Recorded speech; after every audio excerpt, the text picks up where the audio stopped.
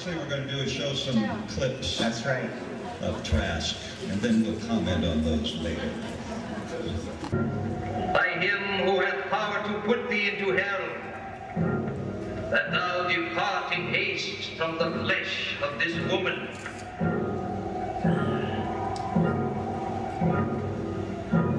Go out, thou seducer. Go out, thou transgressor, full of deceit and wile, enemy of virtue, persecutor of innocence.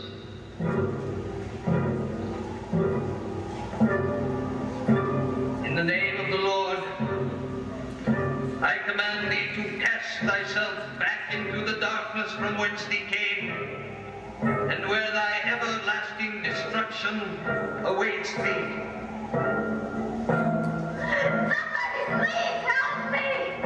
Please! You may scream the devil's words all you wish, but there will be none to hear you. None but the Lord. Please! Don't leave me here alone! Somebody, please help me!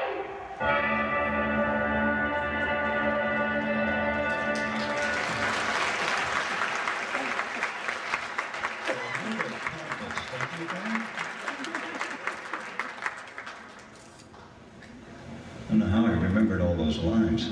I've heard the charges. Fails me, and I don't even know which Trask that was. Does anybody know? I mean, really?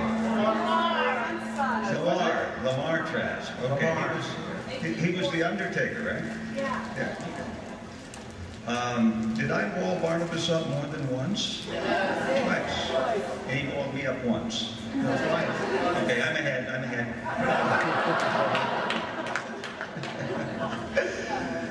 So I think that we should take some questions for you. Okay. What do you think? Would you like that? Okay, Happy to take we have some questions for Jerry Lacy. Come on up. Hello, sir. What's your name? Hi, my name is William. I know they just asked Laura Parker this question, but I think I should ask this to you since you were kind of a villain in the piece. Did you ever receive any hate mail or any kind of fallout or anything from your portrayal of the various Trasks? You know, I was thinking about that when you asked Laura that, because I don't remember getting a lot of hate mail.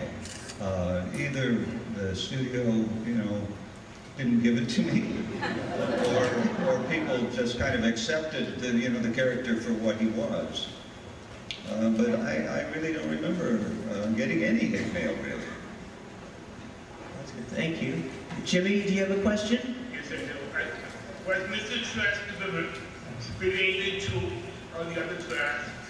Yes, they were all descended from the original Trask. Yeah. Thanks, Jimmy. Hi, sir. What's your name? My name's Doug. The various Trasks were my favorite villain character, and your portrayal was just fantastic. Thank you.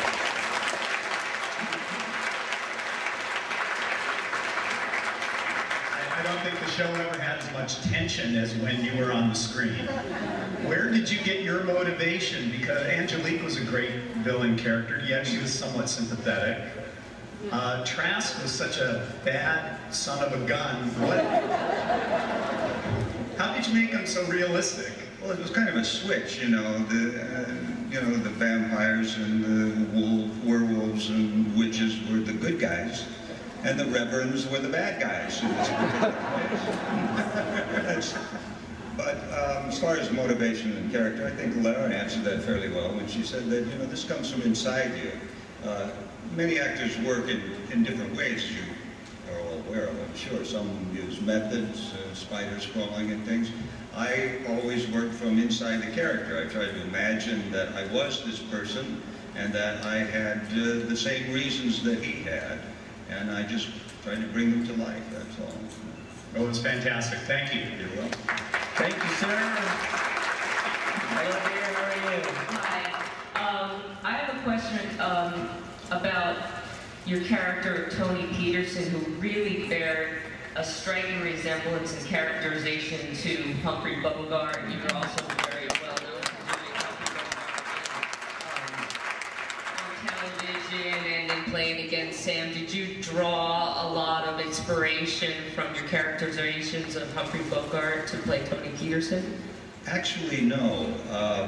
At that stage in my career, I hadn't done Bogart professionally, I don't believe. Did you realize how much you resembled Bogart at that? Yes, that I was aware of. I've been told it many times.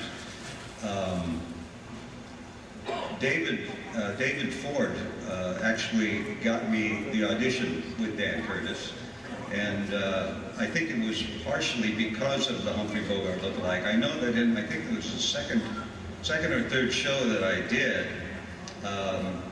the show closed one day with me knocking at a door, and it opened the next day with me wearing a Humphrey Bogart hat. And I think, but that was just about the only reference that was ever made to it on the show. Thank you. Hi, Jerry Marion here.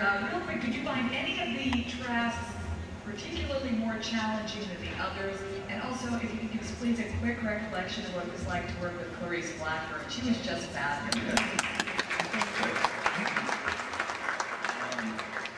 Let's see, challenging? No, they were all pretty much of the same vein.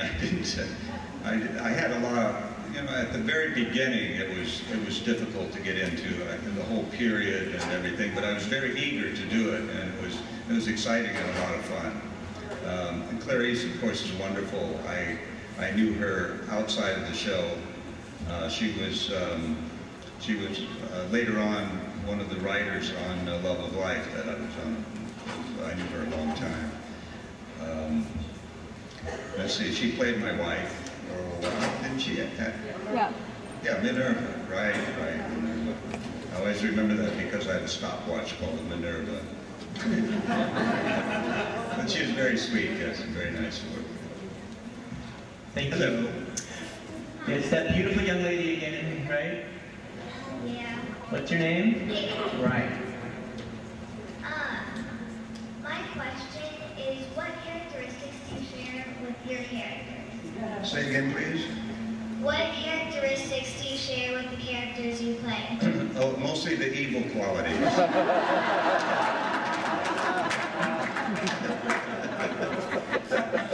But each character brings its own life along, its own background and all of its little idiosyncrasies along with it. So you just have to adjust to it and play what your character's supposed to be. I will say that sometimes when you play a character that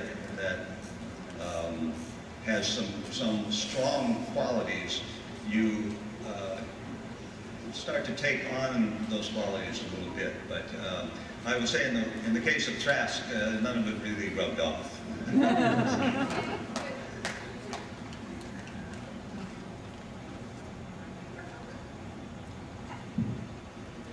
She's smarter than me.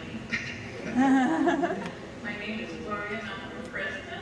And this is the first time I ever got to call mine for phone, and you made me do it. I seen the story from the beginning to the end, and I used to hate you.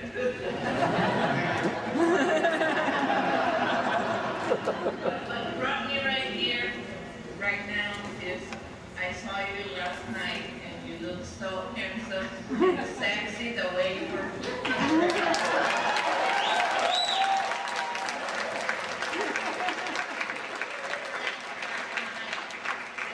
kind of man. And I wish I could hug you and smell you.